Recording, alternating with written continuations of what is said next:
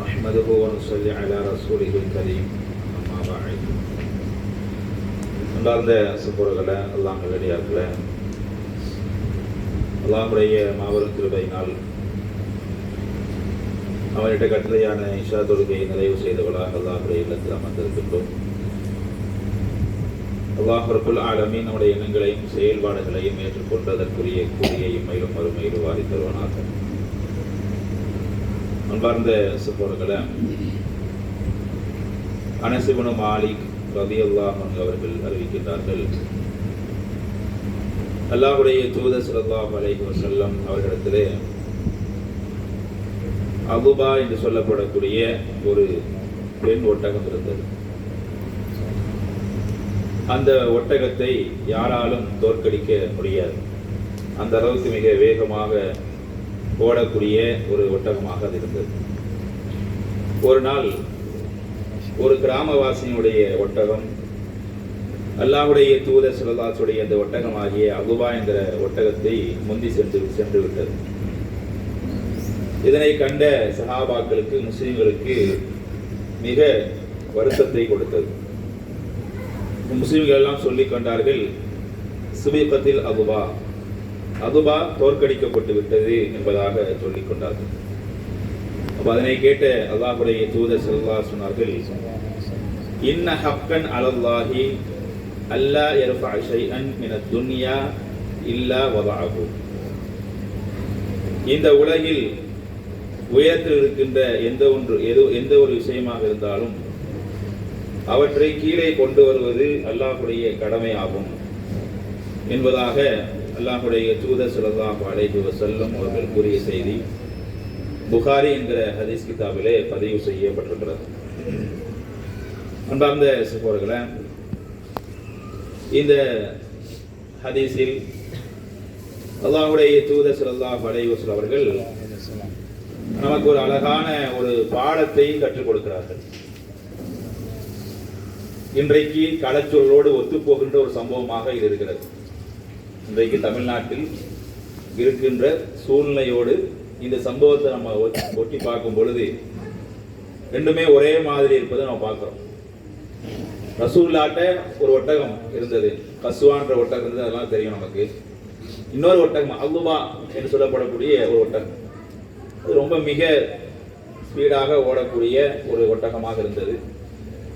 ஒரு நாள் அது தோற்று போய் விடுகிறது. ஒரு சாதாரண ஒரு நபரிடத்துல அவருடைய ஒட்டகம் ரசூலுல்லாஹ்வுடைய ஒட்டகத்தை முந்தி விடுகிறது. இது சஹாபாக்களுக்கு கவலையை தருகிறது. இந்த இடத்துல இன்றைக்கு இருக்கக்கூடிய கால சூழ்நிலையில மிகப்பெரிய ஒரு ஜனாதிபதியாக இருக்கக்கூடிய நபருடைய ஒரு ஒட்டகம்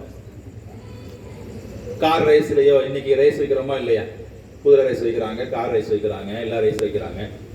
ஒரு பெரிய அதிகாரி, ஒரு பெரிய அமைச்சர், ஒரு முதலமைச்சர், ஒரு பிரதமர், அவருடைய அந்த காரு நீங்க ஜல்லிக்கட்டுலாம் வைக்கிறாங்க. அங்க பாத்தீங்கன்னு சொன்னா அரசியல்வாதிகளுடைய ஜல்லிக்கட்டுலாம் ஜெயிக்குவதை நம்ம பார்க்கிறோம். அதுல எந்த அளவுக்கு உண்மையா நடக்குது, நேர்மையா நடக்குது தெரியாது. ஒருவேளை அது தோத்து விட்டால் மிகப்பெரிய கேவலமாக இன்றைக்கு கருதப்படுகிறது.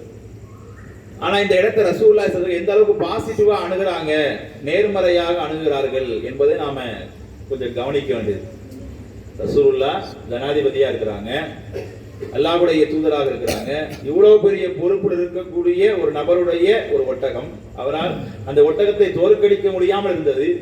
ஒரு நாள் அது தோற்கடிக்கப்பட்டு விட்டது. இது சஹாபாக்களுக்கு மிகப்பெரிய ஒரு கவலையை தருகிறது. இப்ப ரசூலுல்லாஹ் அங்க ஒரு உண்மையை, ஒரு யதார்த்தத்தை அங்க சஹாபாக்களுக்கு ரசூலுல்லாஹ் பதிவு செய்யறாங்க. என்ன யதார்த்தம்? இந்த உலகத்துல எந்த ஒன்றாக இருந்தாலும் அது உச்சத்துக்கு சென்றால் ஒரு நாள் அது கீழே வந்துதான் ஆக வேண்டும். இது யதார்த்தம். அல்லாஹ் அப்படித்தான் இந்த உலகத்தை அமைத்திருக்கிறான். அது யாரா இருந்தாலும் சரி, ரசூலுல்லாஹ்வுடைய ஒட்டகம் அதனால தோக்க கூடாது அப்படிலாம் சட்டம் கிடையாது. ரசூலுல்லாஹ்வுடைய ஒட்டகம்னா அது எப்பவும் ஜெயிச்சுக்கிட்டே தான் இருக்கணும், அது தோக்கவே கூடாது அப்படி எல்லாம் சட்டம் கிடையாது. அல்லாஹ் ரப்புல் ஆலமீன் ரசூலுல்லாஹ்வுடைய ஒட்டகமாகவே இருந்தாலும் அதையும் ஒரு நாள் அல்லாஹ் தோற்கடித்திருக்கிறான். யாரு, எந்த ஒட்டகத்துல? சாதாரண ஒரு கிராமவாசியினுடைய ஒட்டகம் மூலமாக அப்படின்னு சொன்னா, இப்ப இன்றைக்கு இருக்கக்கூடிய தேர்தல் அந்த கலவரத்தோடு நம்ம இதை ஒப்பிட்டு பார்க்க முடியும். இன்னைக்கு உச்சத்துல இருக்கக்கூடிய ஒரு நடிகர் இன்றைக்கு வெற்றி பெற்று முதலமைச்சர் ஆகுவதற்காக துடித்துக் கொண்டிருக்கிறார்.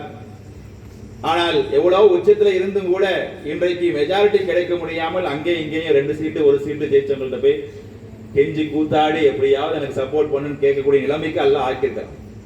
அவர் மட்டும் இல்ல, யாருக்குமே இன்னைக்கு மெஜாரிட்டி இல்லை. மிகப்பெரிய ஜாம்பவான்களாக இருந்த திராவிட கட்சிகள் கூட இன்றைக்கு மிக பாதாளத்தில் இருக்கக்கூடிய ஒரு நிலைமையை பார்க்கிறோம். யாருமே ஆட்சி செய்ய முடியாத அளவுக்கு இன்றைக்கு இப்படி ஒரு சூழ்நிலையை கடந்த 50-60 ஆண்டு காலங்கள்ல தமிழ்நாடு சந்தித்ததே இல்லை. எப்படியோ அவங்களோ இவங்களோ யாரோ ஒரு ஆளு வந்துருவாங்க மெஜாரிட்டியா, அப்படியே பதவி ஏற்றுருவாங்க, அப்படியே ஸ்மூத்தா ஒரு எந்த பிரச்சனையும் இல்லாம தமிழ்நாடு சென்று கொண்டிருந்தது. ஆனா இன்றைக்கு ரிசல்ட் வந்து 4ஆம் தேதி ரிசல்ட் வந்துச்சு, இன்னைக்கு 7ஆம் தேதி முடிஞ்சு போச்சு. 3 நாள் ஆகியும் யார் முதலமைச்சர், யாருடைய ஆட்சி என்பதை தீர்மானிக்க முடியாத ஒரு இக்கட்டான சூழ்நிலைக்கு தமிழ்நாடு தள்ளப்பட்டிருக்கிறது என்பதை நாம் பார்க்கிறோம். அப்ப திராவிட கட்சிகளாக இருந்தாலும் சரி, இன்றைக்கு ஆட்சி செய்வதற்காக மெஜாரிட்டி, அதாவது அதிகமான எண்ணிக்கையில எம்எல்ஏக்களை பெற்ற அந்த நடிகராக இருந்தாலும் சரி, எல்லோருமே உச்சத்தில் இருந்தவங்க தான். ஆனா இன்னைக்கு அவர்களை அல்லாஹ் ரப்பல் ஆலமீன் தாழ்த்தி இருக்கிறான் அப்படின்னு சொன்னா, இதுதான் இந்த சம்பவம் நமக்கு உணர்த்து. ரசூலுல்லாஹ்வுடைய ஒட்டகமே தோத்து போகுதுன்னு சொன்னா இவங்க சாதாரணமான ஆட்கள் தான். ரசூலுல்லாஹ்வோட ஒப்பிடும்போது இவங்கெல்லாம் ஒண்ணுமே கிடையாது, நம்ம கம்பேரே பண்ண முடியாது. இருந்தாலும் இந்த சம்பவத்தோடு ஒத்து போகிற விஷயமா இருக்கனால நான் சொல்றேன். ரசூலுல்லாஹ்வுடைய ஒட்டகத்தையே அல்லாஹ் ரப்பல் ஆலமீன் தோற்கடித்திருக்கான்னு சொன்னா, அப்ப இன்றைக்கு இருக்கக்கூடிய மனிதர்கள் எல்லாம் சாதாரணமானவர்கள் தான். அப்ப இந்த விஷயத்தை நம்ம பாசிட்டிவா அணுகணும் அப்படிங்கறத ரசூலுல்லாஹ் சொல்லி காட்டுறாங்க. இன்றைக்கு வந்து யாராவது தோற்று போய்விட்டால் இன்றைக்கு கலவரம் வெடிப்பதை நாம பார்க்கிறோம். இன்னைக்கு மேற்கு வங்காளத்துல மெஜாரிட்டியா பாஜக வந்த பிறகும் கூட அவன் ஏமாத்தி வந்தானா உண்மையா வந்தானா என்பதெல்லாம் தெரியாது. ஆனா இன்றைக்கு கலவரம் வெடிப்பதை நாம பார்க்கிறோம். இன்னைக்கு மேற்கு வங்காளத்துல மெஜாரிட்டியா ஜெயிச்ச பிறகும் கூட மேற்கு வங்காளத்தில் பாஜக காரர்கள் கலவரத்தை உண்டாக்கி கொண்டிருக்காங்க. ஜெயிச்சாலும் கலவரத்தை உண்டாக்குறான், தோத்தாலும் ஒரு பக்கம் கலவரத்தை உண்டாக்குறான் கட்சிக்காரன். இந்த பக்கம் ஜெயிச்சாலும் செய்யறான், நாங்க ஜெயிச்சிட்டோம்னு சொல்லி அதை கலவரமாக கலவர பூமியாக மாற்றக்கூடிய அளவுக்கு இன்றைக்கு இந்தியா தத்தளித்துக் கொண்டிருப்பதை நாம் பார்க்கிறோம். அப்ப ஒரு நபர், ஒரு முஸ்லீம் எந்த ஒரு விஷயத்துமே பாசிட்டிவாக அணுக வேண்டும்.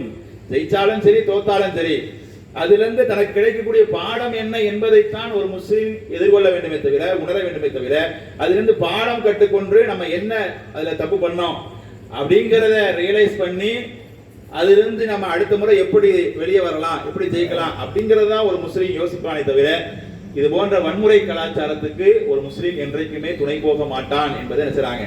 அல்லாஹ்வுடைய தூதர் அவர்கள் சஹாபாக்களுக்கு மிகப்பெரிய ஒரு கவலை. ரசூலுல்லாஹ்வுடைய ஒட்டகம் தோத்தது சாதாரண கவலை இல்லை, மிகப்பெரிய கவலை.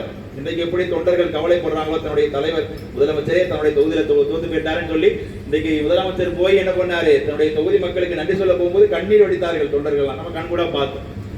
அப்ப அது உணர்ச்சி பூர்வமா இருந்ததும் நம்ம பார்த்தோம். தன்னுடைய தலைவரே தோத்து போயிட்டாரு என்று தொண்டர்கள் கண்ணீர் வடிக்கிற பொழுது அதே மாதிரி தான் இங்கேயும் பார்க்கிறோம்.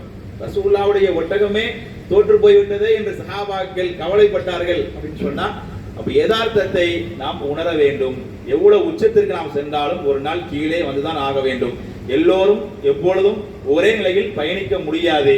மேலையும் கீழையுமாகத்தான் ஒரு மனிதன் இந்த உலகத்தில் பயணம் செய்ய முடியும் என்பதை நமக்கு அல்லாஹ் ரப்பல் ஆலமீன் இந்த சம்பவத்தின் மூலமாக சொல்லி காட்டுகிறான். அதைத்தான் அல்லாஹ்வுடைய தூதரும் அதை ஒரு பெரிய விஷயமாக, ஒரு பாரதூரமான விஷயமாக, ஒரு கேவலமான ஒரு விஷயமாக, நமக்கு கவலை தரக்கூடிய விஷயமாக அதை அணுகாமல், என்னுடைய ஒட்டகம் தோத்து போச்சே, இத்தனை நாளா ஜெயிச்சது நீ தோத்து போச்சே அப்படின்னு அதை அவர்கள் எடுத்துக்கொள்ளாமல், இதுதான் யதார்த்தம், இதுதான் கள நிலவரம், இதுதான் இப்படித்தான் நடக்கும், இதுதான் இறைவனுடைய நியதி என்பதை சஹாபாக்களுக்கு அதை ஒரு பாடமாக அவர்கள் கற்பித்தார்கள் சொன்னா, இதுதான் நம்மில் ஒவ்வொருவரும், இன்றைக்கு இருக்கக்கூடிய அரசியல் தலைவர்கள் மட்டுமல்ல, நம்மில் ஒவ்வொருவரும் நம்முடைய வாழ்க்கையில் இது போன்ற நிகழ்வுகள் நடக்கிற பொழுது நாம் பெற வேண்டிய மிகப்பெரிய ஒரு பாடம் என்பதை இந்த சம்பவம் நமக்கு உணர்த்துகிறது. எனவே அப்படிப்பட்ட நல்ல மக்களாக வாழ்ந்து மரணிக்கக்கூடிய நல்ல வாக்கியத்தை அல்லாஹ் ரப்பல் ஆலமீன் நம் அனைவருக்கும் தந்தல் புரிவானாக. வாஹிர் தஅவானா அனில் ஹம்துலில்லாஹி ரப்பில் ஆலமீன். அஸ்ஸலாமு அலைக்கும் வரஹ்மத்துல்லாஹி வபரகாத்துஹு. சுப்ஹானக்கல்லாஹும்ம பிஹம்திக அஷ்ஹது அன் லா இலாஹா இல்லா அன்த அஸ்தக்ஃபிருக வ அத்தூபு இலைக்.